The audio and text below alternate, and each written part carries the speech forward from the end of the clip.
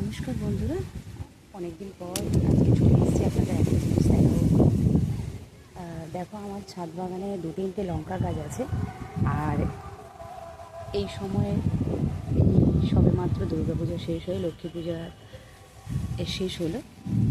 আর সেই ব্যস্ততার মাঝে আমি আমার ছাদ বাগানের দিকে ততটা নজরও দিইনি। তাই আজকে এসে দেখতে গেলাম যে প্রচুর পরিমাণে লঙ্কা আমার গাছে অলরেডি পেকে গেছে। আর এই এত লঙ্কা হওয়ার পেছনে একটাই কারণ, সেটা আমি আপনাদেরকে আজকে জানাতে চাই। আপনারা একটু লক্ষ্য করলে দেখতে পাবেন, আমার ছাদ বাগানে আমি কিন্তু পুরোটাই আমার কিচেন কম্পোস্ট ব্যবহার করি। দেখো, প্রত্যেকটা জায়গায় কিন্তু পড়ে আছে, সেই ডিমের খোসা থেকে বা সবজির খোসা থেকে সমস্ত কিছু আমি আমার এই ছাদ বাগানে এমনি করেই ফেলে দিই, সেটা না পচিয়ে। কারণ এখন যেহেতু বর্ষাকাল, আর ওগুলো এমনিই পচে জৈব সারে পরিণত হবে। আর সেই কারণেই হয়তো আমার এই গাছগুলোতে এত পরিমাণ লঙ্কা হয়েছে।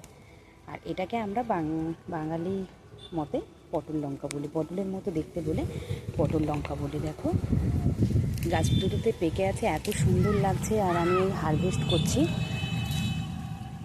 কী যে ভালো লাগছে সেটা আপনাদের না বলে আমি থাকতে পারলাম না। তার মধ্যে তো এই লঙ্কা গাছটাতে দেখো এত লঙ্কা পেকেছে, না তুললে কিন্তু এগুলো সকালবেলা এসে দেখতে পাবো আমার ছাদ বাগানে যত পাখি আছে, পাখিগুলো আসে, তারা কিন্তু সবই পাখি লঙ্কা হাপটা করে খেয়ে ফেলে দিয়ে চলে যাবে। আর আমি সেই কারণে যত তাড়াতাড়ি সম্ভব এই লঙ্কাগুলো হারভেস্ট করে নিচ্ছি। আপনারাও যদি আপনাদের ছাদ বাগানে 2-1টা এইভাবে লঙ্কার গাছ রাখেন, তাহলে দেখবেন প্রতিদিনের রান্নার যে লঙ্কা ব্যবহার করেন, সেটা কিন্তু আপনি আপনার ছাদ বাগান থেকেই পেয়ে যেতে পারেন।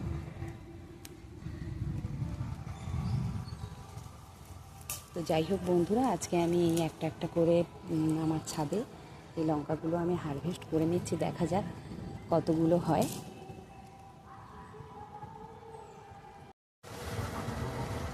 দেখুন, আজকে আমি এতগুলো লঙ্কা কিন্তু হারভেস্ট করলাম।